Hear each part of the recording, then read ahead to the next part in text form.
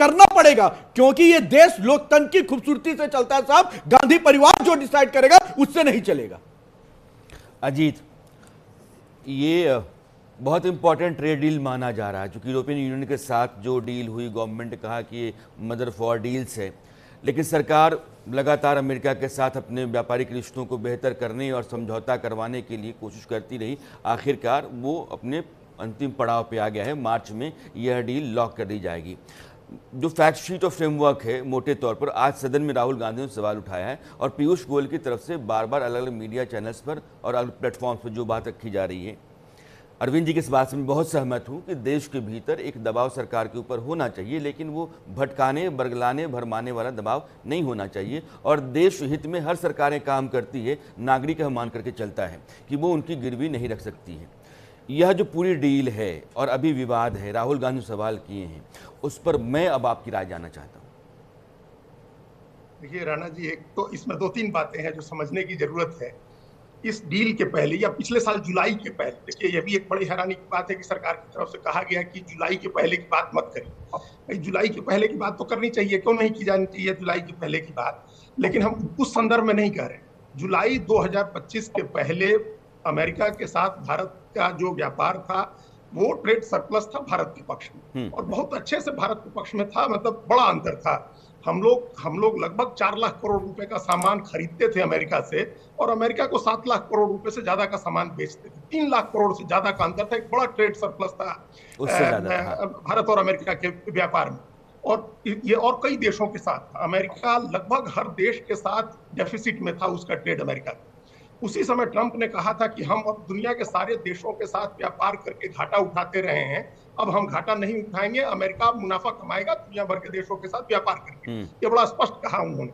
और उसके बाद उन्होंने 25% रेसिप्रोकल टैक्स लगाया और 25% टैरिफ लगाया उन्होंने जुर्माने का, रूस की वजह से, जो हटा दिया उन्होंने। और जो रेसिप्रोकल टैरिफ था, जिसको जैसे को तैसा टैरिफ हम लोग कहते हैं, उसको 25 से घटा करके 18% कर दिया। तो एक तो ये बात मान के हम लोग चले कि अमेरिका पहले जो घाटा उठाता था, यह डील जो है उसका घाटा कम करने वाली, इसमें कोई संदेह नहीं है कि ये डील अमेरिका का घाटा, व्यापार घाटा घटाने वाली डील है। तो जब अमेरिका का व्यापार घाटा घटेगा तो जाहिर है कि हम लोग का जो ट्रेड सरप्लस था वो कम होगा। जब ये सारा खेल तो इसी बात का है ना कि हमारा ट्रेड सरप्लस जो था अमेरिका से वो कम होगा। अभी पहले की तरह हम सरप्लस ट्रेड अमेरिका के साथ नहीं करने जा रहे हैं, और दूसरा कोई देश नहीं करने जा रहे हैं। एक बात ये है।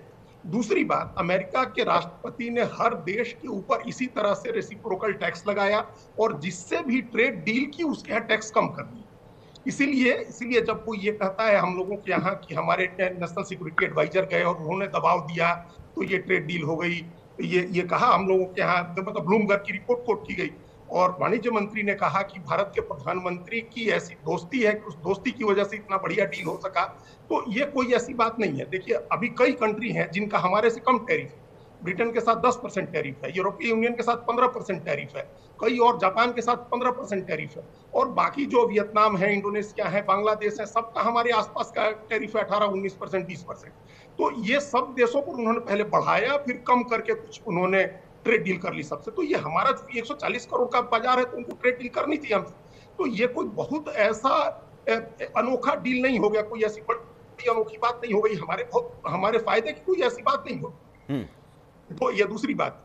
अब तीसरी बात, जिस फ्रेमवर्क की बात और फैक्टशीट की बात हो रही है, इस पर कैसे यकीन किया जाएगा?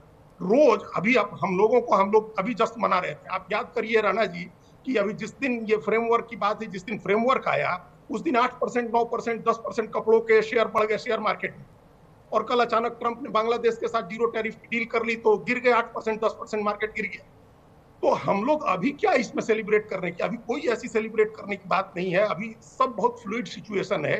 वो डील हो जाए, हम लोग साइन कर लें, और उसके बाद भी कोई गारंटी नहीं है कि ट्रंप उस पर कायम रहेंगे। उन्होंने ऐसी डील की थी साउथ कोरिया के साथ राणा जी, और साउथ कोरिया के साथ उन्होंने डील करने के बाद अचानक एक दिन कहा कि साउथ कोरिया उस डील की शर्तों का पालन नहीं कर रहा है, इसलिए हम उसके ऊपर 25% टैरिफ लगा रहे हैं। और लगा दिया, जबकि वो मित्र देश है साउथ कोरिया उनका, उसके ऊपर 25% टैरिफ लगा दिया। तो ट्रंप जिस अपने विम्स एंड फैंसीज में जिस तरह से डिसीजन करते हैं, जिस तरह से टैरिफ लगाते घटाते हैं, जिस तरह से डील करते हैं, जिस तरह से फैक्टशीट बदलते हैं, अभी उसमें कुछ भी हम लोगों को सेलिब्रेट करने की जरूरत नहीं। खाली ये कोशिश होनी चाहिए है कि हमारे किसानों का, हमारे डेटा सेंटर का, हमारी एनर्जी सिक्योरिटी का वो ध्यान रखा जाए, हम लोग कहीं कॉम्प्रोमाइज करते ना लगे कि अब रूस से तेल नहीं खरीदेंगे, अमेरिका वेनेजुएला से खरीदेंगे।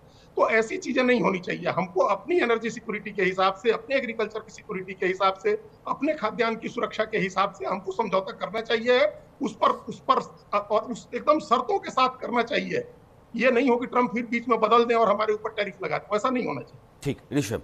सर, दो बातें समझने की आवश्यकता है। पहला कि हम उन पार्टियों में से हैं जो ना जीत पे उत्साहित होते हैं और ना हार पे निराश होते हैं। रिसर्च और एनालिसिस हम हमेशा करते हैं। तो मैं इस बात पे कंक्लूड करके बता रहा हूं। पहली बात तो ये हमें देखना है कि स्ट्रेट डील में पॉइंट वाइज है क्या। जो डिफेंस सेक्टर के लिए अमेरिका हमसे डील कर रहा है उस पर 0% टैरिफ है। और दूसरी बात, एग्रीकल्चर सेक्टर से आउटलाइन किया गया है। तीसरी बात, जीबीसी का तालमेल। और सबसे इंपॉर्टेंट विषय यह है कि कंडीशनल प्रायोरिटीज को भी इसमें डिक्लाइन किया गया है, जिसको हमें स्वीकारने की आवश्यकता है। और एक बात मैं स्पष्ट कह रहा हूं साहब कि अगर इसके टाइम फ्रेम पे देखते हैं, और टाइम फ्रेम ये विषय नहीं है कि उत्साहित हो रहे हैं, सेलिब्रेट क्यों कर रहे हैं, विषय यह है कि विपक्ष सामने आकर झूठ क्या बोल रहा है। जो विषय पीयूष गोयल जी के द्वारा रखा गया कि आप पढ़िए कि इस ट्रेड डील में लिखा क्या गया है, आप पढ़ने के बजाय देश को गुमराह करें कि किसान का हक छीन लिया। कहां से छीन लिया गया हक, मुझे बता दें। क्या पहले सेब नहीं आता था भारत में? क्या पहले नहीं वहां से हम इंपोर्ट करते थे? क्या यहां से एक्सपोर्ट नहीं हो रहा ट्वाइस?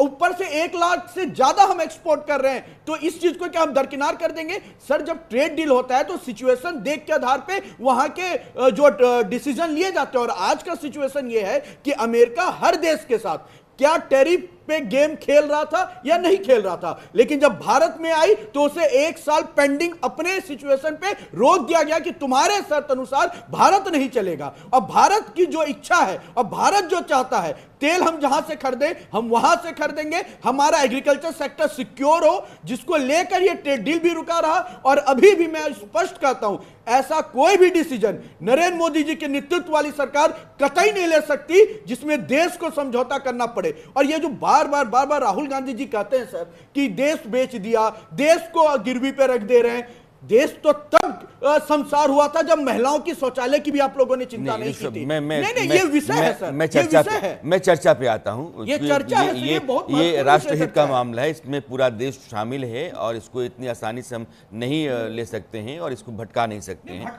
4-5 सवाल मेरे हैं। जो अजीत ने कहा, $80 बिलियन से ज़्यादा हमारा एक्सपोर्ट रहा है, $40 बिलियन के आसपास इंपोर्ट रहा है, $40 बिलियन से ज़्यादा हमारा अमेरिका के लिए ट्रेड डेफिसिट रहा है, हमारा ट्रेड सरप्लस रहा है। $40 बिलियन की आशंका है कि वो मेरा जो फायदा था वो कम होगा, हाँ या ना? सर, मैं आपको एक बात बता रहा हूं, आप तो रिसर्च भी नहीं, मैं बता रहा हूं। 3-4 सवाल मैं पूछना चाहता हूं, ये देश को जानना है। मैं राहुल गांधी जो आरोप लगा रहे हैं, मैं मानता हूं कि उससे रद्द किया जा सकता है।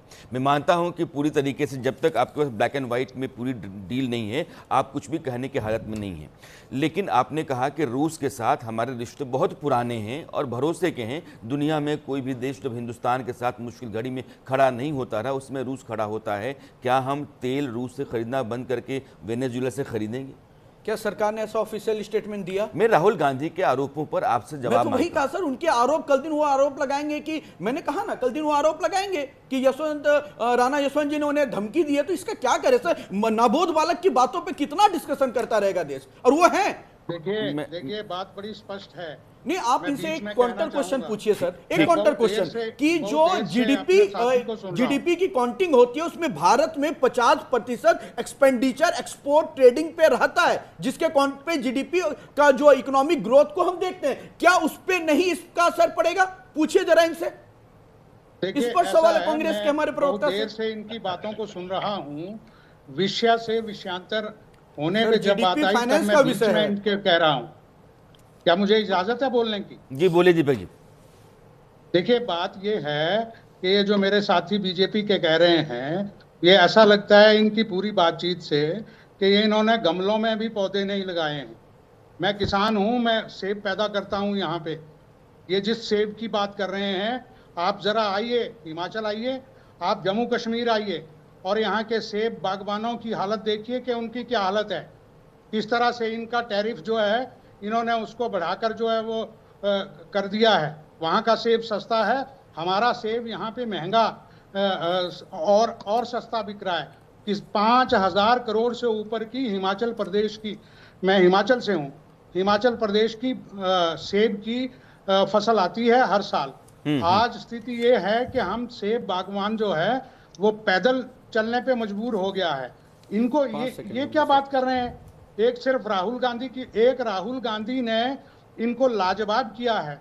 बात सिर्फ इतनी है भाई साहब कि अमेरिका ने ये डील मोदी सरकार के गले के ऊपर अंगूठा रखकर की है। इसको आप ये मत समझिए कि ये देश हित में है, ये उनके गले पे अंगूठा। मैं आता हूं, चूंकि ये चर्चा बहुत लंबी है और जरूरी भी है, मैं आता हूं ऋषभ। 5 second sir. बहुत सम्मान के साथ मैं कांग्रेस के काबिल प्रवक्ता जी से कहना चाहूंगा, हिमाचल प्रदेश से सर आते हैं, देवभूमि से आते हैं, सम्मान है। मैं भी हिमाचल प्रदेश के हमीरपुर यूना में काफी संगठन के तौर पे प्रवास किया हूं और मैंने वीरभद्र सिंह जी का भी कार्यकाल युवा मोर्चा के कार्यकर्ता के नाते मैंने सर मैं बीच में नहीं इंटरप्ट किया था। सच्चाई सुन लीजिए सर, सच्चाई सुन लीजिए सर, सच्चाई सुन लीजिए सर, मैं सच्चाई बताने जा रहा था। आपने गमले में पौधे की बात कर दी सर, जिसको धान और गेहूं में फर्क नहीं पता जिसके नेता को, उसका प्रवक्ता मुझे गमले और पौधे की बात कर रहा है। गेहूं और ध्यान में राहुल गांधी को पहले समझा दीजिए, फिर बताइए मुझे। मैं सेब पे ही आ जाता हूं, किन्नौर के सेब हो चाहे हिमाचल के अनेक जगह। सर मैं मुद्दों पे ही हूं, सेब का मुद्दा आपने उठाया ना सर, मैं सेब की ही बात कर रहा हूं, सेब का मुद्दा आपने उठाया है। वो वीरभद्र सिंह जी के समय से लेकर जब उनके बाद अब आए सुक्कू जी, अरे सैलरी तक नहीं दे पा रहे हैं उन बागवानी वाले लोग को।